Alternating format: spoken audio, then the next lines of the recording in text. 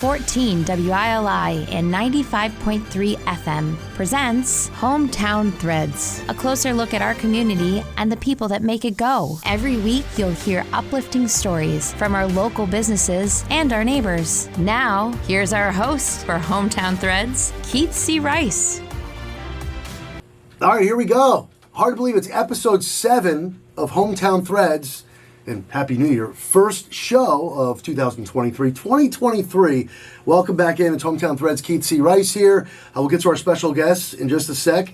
But New Year, not only a new show, but we have a new sponsor. Big announcement. Liberty Bank is our new sponsor. Yay. Liberty Bank. Yeah. Thank you so much. Local sponsors, we love them. Yes, we'll put this right up here as a prop. Thank you, Liberty Bank, for sponsoring Hometown Threads, a show that, has been going since the middle of November. Here we go, 7th episode. I want to thank Matt J. Rupa behind the board, and RJ at Willimantic Today Facebook, and everyone watching on Willimantic Today. Great to partner up with them. Episode 7. Happy New Year. Chris McNaboe is with us, Chief Executive Officer and founder of Horizons. We all know Horizons. Chris, Happy New Year. And Thank you. Thanks for being our first guest here of the new year on Hometown Threads. Happy to be here. It's a great honor. And of course, Hometown Threads airs every Tuesday, 5:05 to 5:30 on 14 WILI, 95.3 FM, and Wednesdays and throughout the week on Willimantic Today Facebook. So Horizons, a very popular place, very well known. You hear the commercials on WILI. Voiced by Stephen Daly, who we will get into a little bit later throughout the show. Does a great job, those commercials. Of course, coached by the great Chris McNaboe here. Chris McNaboe, tell us about yourself. Are you originally from the area? Tell us all about Chris McNaboe. Well, I'll tell you, I feel like I'm a local person. I've been in town for 49 years. Oh, you are considered a native by Well, I hope so. But you know, unless you're born here, there's a group of people that think you're not really from here. But yes, I do feel like this is where I've lived most of my life. And it feels like home to me. And we decided to create our camp program here years ago, and that started my relationship with Willimantic, which was really wonderful. I mean, we had no credit. We were a bunch of young college kids. Nobody knew from anything what we were going to be doing, yet I had business relationships with everybody from Mountain Dairy to the hardware store in Wyndham that is not there any longer, but they all were very willing to do business with us, extend us credit if we needed, which I never took because I always had the mindset, and you'll ask my business manager today, the director of finance, I love to look at the cash statement. I don't like doing anything on credit. I really want to make sure we can pay our bills. And so I think we started off on a good foot with a lot of people in town. They saw what we were doing, they liked the work we were doing, and we paid our bills, and I think that set us up for a positive relationship. And we get this straight. Okay, 49 years you've been in the area. You developed a relationship while in college with the businesses around here. So all this, the early plans and early stages of Horizons all started while you were a college student. Where? Was it UConn? No, it was St. Joseph College for Women at the time, which is now the University of St. Joe's in West Hartford. And I came out here for the summers and worked on the summer camp. Started by renting some property on Route 14, Frog Pond. As a college student? As a college student. Wow. I was a junior when we started this. And we decided that we were going to go forward with this after we had a small group of us had worked at the Hartford Regional Center, which is an institution, state-run institution for people with developmental disabilities in Newington. And that's how I got to know this field. I was working there as a younger teenager, and we thought, wow, this would be exciting to take it to the next level and to do something a little bit more than working in an institutionalized setting. I learned a lot by working at HRC. I learned a lot of what I liked to do about this field and what I didn't want to repeat. So you always learn something from every job you have, right? So it's really been through those experiences that we created what became Horizons and started off as just a summer camp. So it started off just as a summer camp. But you're telling me when you were in college, you already knew where you wanted to take this. You had aspirations of getting this and making it pretty big, huh?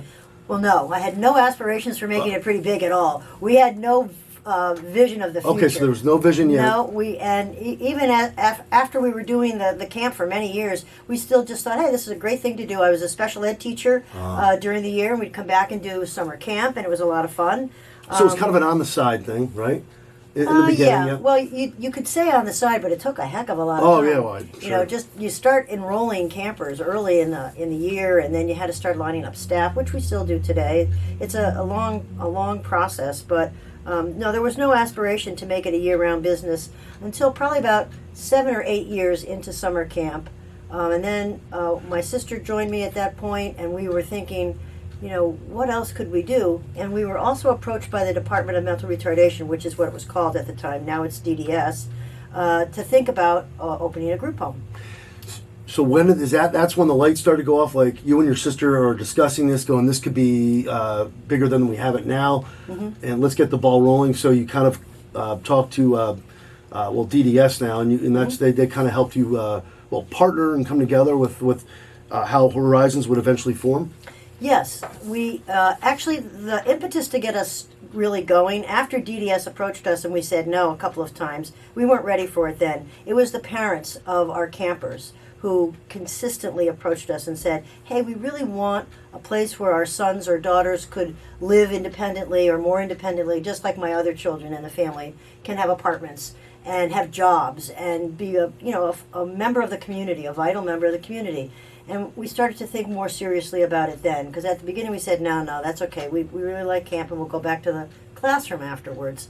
But then parents kept asking us, and more people that worked with us in summer camp said, you know, I don't want to go back to that other job that I had. I'd really like to do something too. So we started to have a critical mass of people that believed the same in the same things that we did, the same value base, and they said, yeah, I would do that year-round thing if you got it going. So that's when we gave it more credibility. And we started with the group home, which is still today very flourishing on Wyndham Road.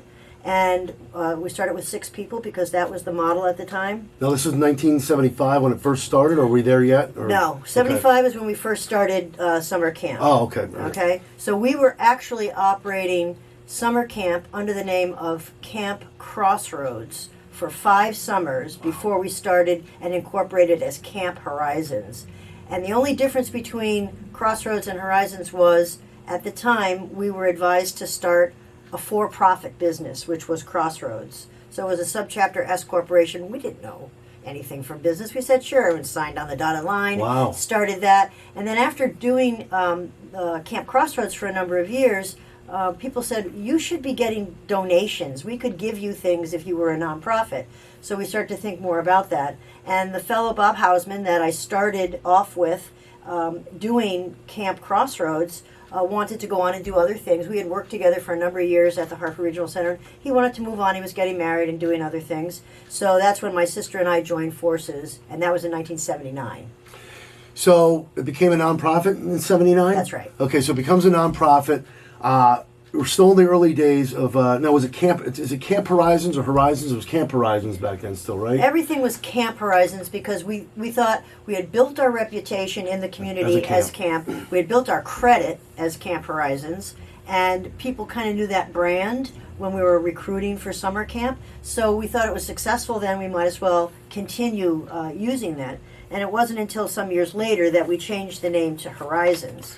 So when you made the decision to go nonprofit, and you're still in the early stages of Camp Horizons here in Horizons, what were there any problems early on, any issues that you encountered? Maybe not due to becoming a nonprofit, just growing pains in general. Oh yes, lots of growing pains. We had no idea how to set what we should charge for people to come. We just kind of picked a number out of the sky in those first years and hoped that it would work. We didn't pay our staff the first year. Wow. Everybody was a friend and was coming to do it for something, different to do. They had all pretty much worked with us either at the regional center or in our other friend groups where we had affiliations with other groups of people. And so we learned that first year the hard way, how to set tuition and how to order food in bulk and how to cook in bulk and do. Are you doing all this now? I mean, because I know you have people helping you, but you were to this day you're still helping out in many areas. Yeah, there's a lot of people that have more expertise than I now in some of those things. But yeah, in the beginning, I was driving the car up to the van up to the farmer's market at 4 o'clock in the morning and getting the fresh fruits and vegetables and learning that you could get a case of Goofy grapes for $10 when everybody else was paying $20 for the grapes that were going to last a little bit longer. So we had to put those Goofy grapes right on the menu that day so that we could eat them. But that was how we had fresh fruit and vegetables, which was something we were very committed to and still are, serving really healthy and balanced meals. Chris McNabo, CEO and founder of Horizons, joining us on the 7th episode of Hometown Threads, brought to you by Liberty Bank on 14 WILI 95.3 FM and Willimantic Today Facebook. It's only a brief show, so we're trying to get everything in. I'm sorry if I'm jumping around here a little bit, but I'm just so intrigued. And this is how Chris was actually one of the first people I spoke to when I was, thinking about getting into Hometown Threads, and I said I'm just so fascinated how learning about people from the community, how they got their start, how they started the business, and Chris is a big name in town. So, was there any point in time, Chris McNabo, in the early days of Horizons, where you're thinking, "Oh my God, am I doing the right thing here with my career?" Of course, you're doing the right thing. You're helping people, but I'm talking about you personally. Were you like, "Oh my God, am I doing the right thing with my life here as far as the business?" I was lucky, Keith. At the beginning, I went into special education. And at that time, the only thing you could study was to be a special ed teacher. And I knew from the beginning I didn't want to be in the classroom. So I had that in the back of my mind.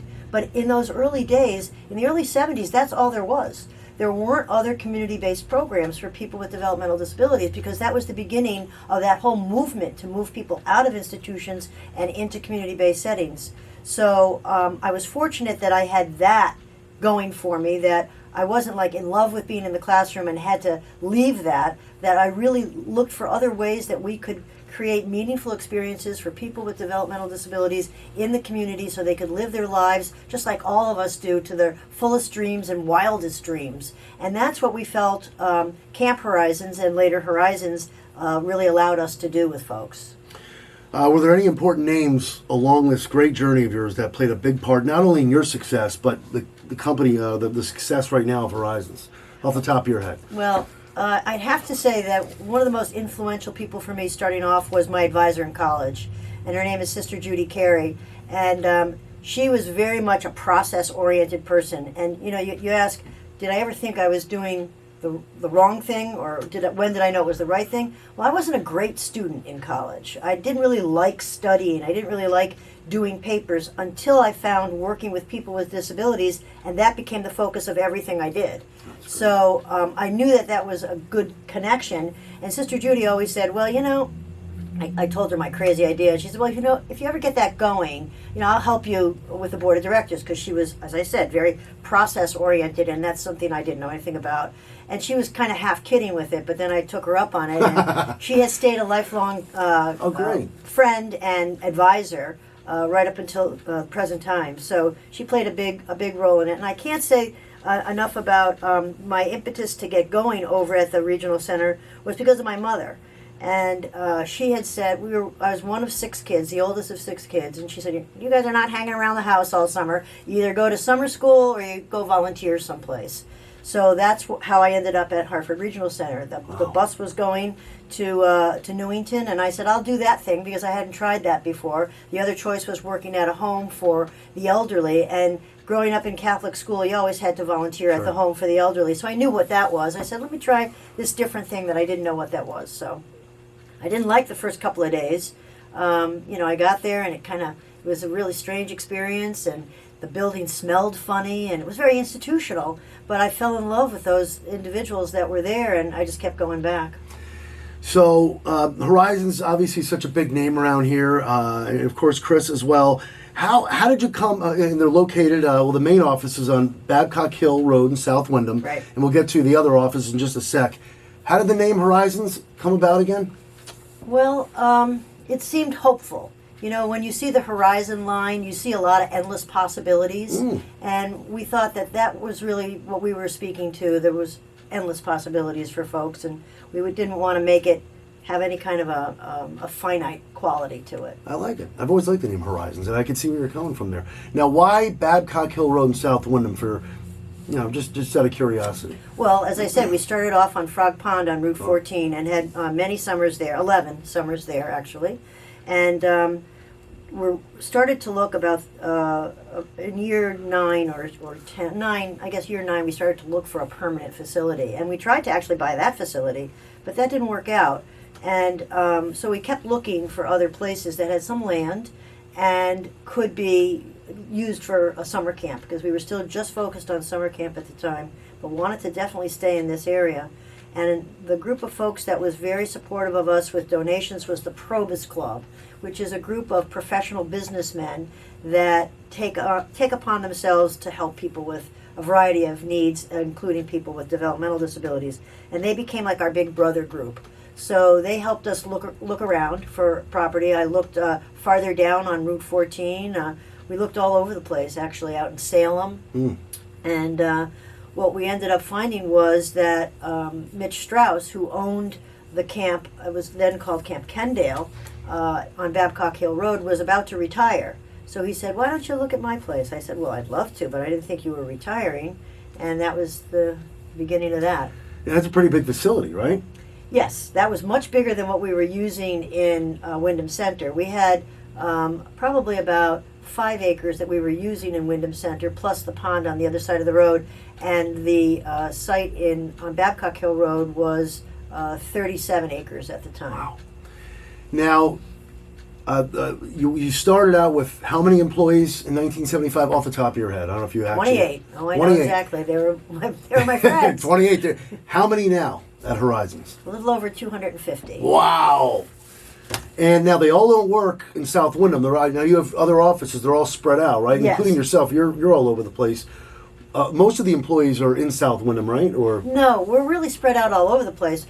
The majority of the staff that we have that work with us work in supported employment, and that's the division where we get people jobs and we help them to keep those jobs. So we have people working down at the Coast Guard Academy and at Mystic Aquarium and at the university, both Eastern and Yukon. So some people never come to the campus.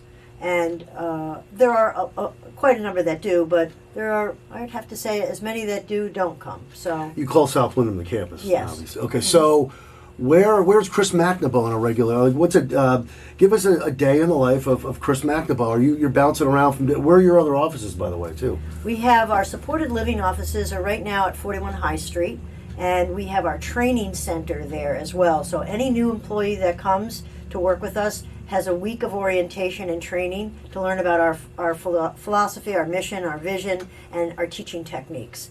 And that's where that happens on High Street. And since we have 9 different places in the community for people to live, we thought that headquarters should be in the community. Okay, now where are you every day? I know are you just Well, I'm bouncing here around? a lot, aren't I, Keith? Yeah, you are. I see Chris and Steve Daly, the voice of the Horizons commercial. They come in once a month to do their spot. And let's just get into that right now quickly. When Stephen Daly comes in, he's a friend of mine as well, and I think he does a little, he works still, Stephen Daly's been an employee of yours for over a decade now, right? And he still works for Chris at Horizons part-time, but he's a realtor, a real estate agent as well for his full-time job. But he brings such great energy to the commercial, really gets your attention. And just when he comes in, when you guys come in every month to cut, there's so much going on. Yeah, why don't we just get in right now? Some of this, you guys got not just the summer camp, which is how it really started. Tell us about all the stuff you got going on at Horizons right now. Well, as I mentioned, there's supported employment and options. And options is the part of the program where folks can have a little more of a relaxed day. These are folks that have worked their whole life and they're retired for the most part and want to stay active but not necessarily employed. So they volunteer and they do different things in town. You'll see them sometimes wearing those yellow vests and picking up the trash on Gilson, or they might come and crush your boxes if you have garbage that you need to have taken out, or they'll sweep and vacuum for the theater guild. So we try to stay engaged and busy and helping out others in town.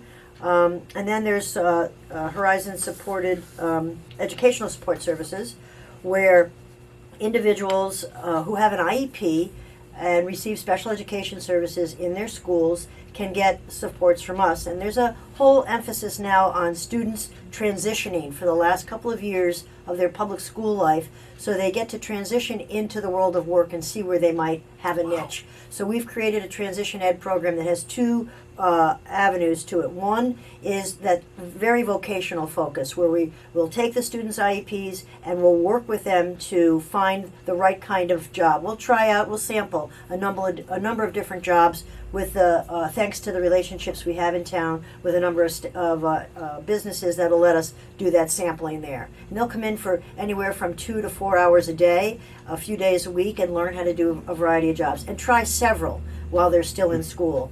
And then the other track of educational support services happens on the campus of Eastern Connecticut State University, where folks that have more of a focus on further education join us in that program. And there is a vocational component to that, but they're also taking college classes, sitting side by side with college students, learning what it means to be a college student, where the work isn't fed to you. You have to work off a syllabus and learn how to get what the instructor wants you to get out of the class, and that happens with the mentors that sign up to volunteer with us through Eastern. And that's a wildly successful program and has been really great for the university as well, because professors will say to us, it really changes the dynamic between my students that are typical students and your students, because they have a different focus, another focus, and that's really, really powerful.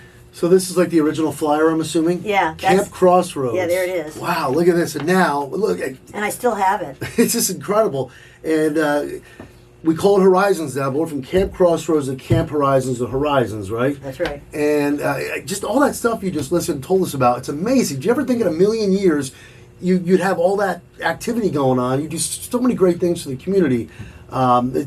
And we just have a few more minutes here with Chris McNamara, the CEO and founder of Horizons.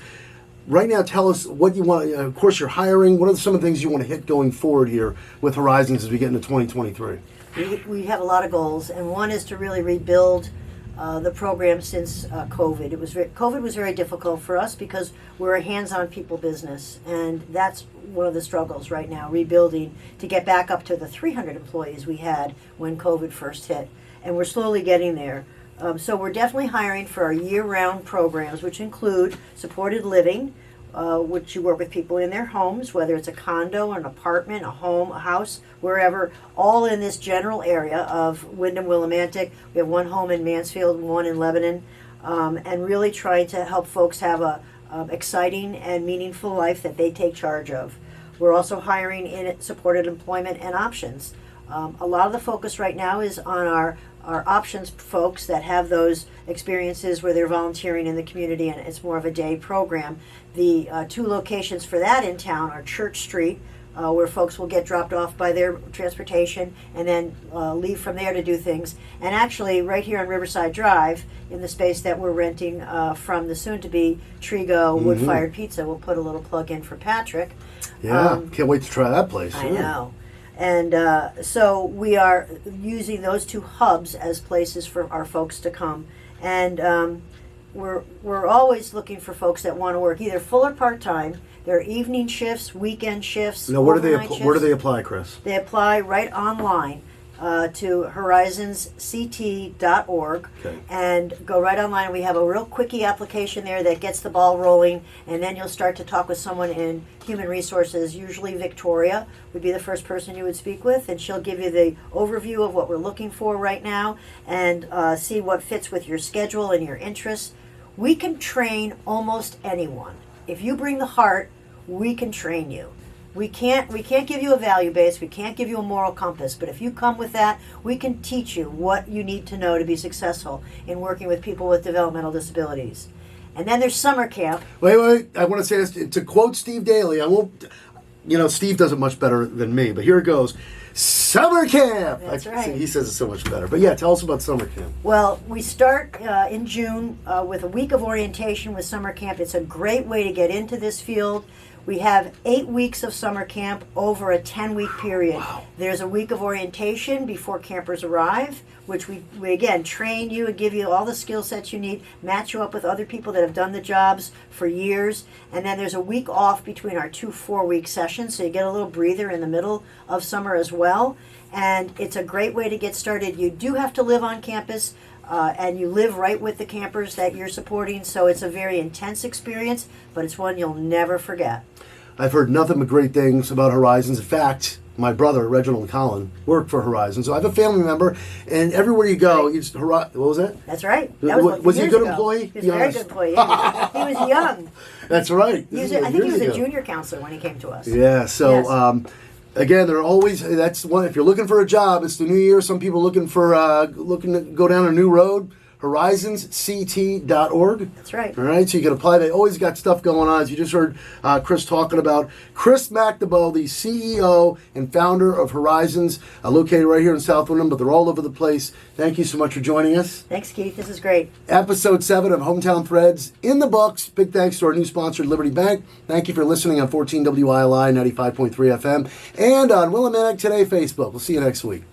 And that concludes another edition of Hometown Threads. Got a story for Keith? Reach out to him on Facebook by searching Keith C. Rice or email him at krice@hallradio.net. Don't forget to tune in next week on 14 WILI and 95.3 FM, as well as the Willimantic Today page on Facebook.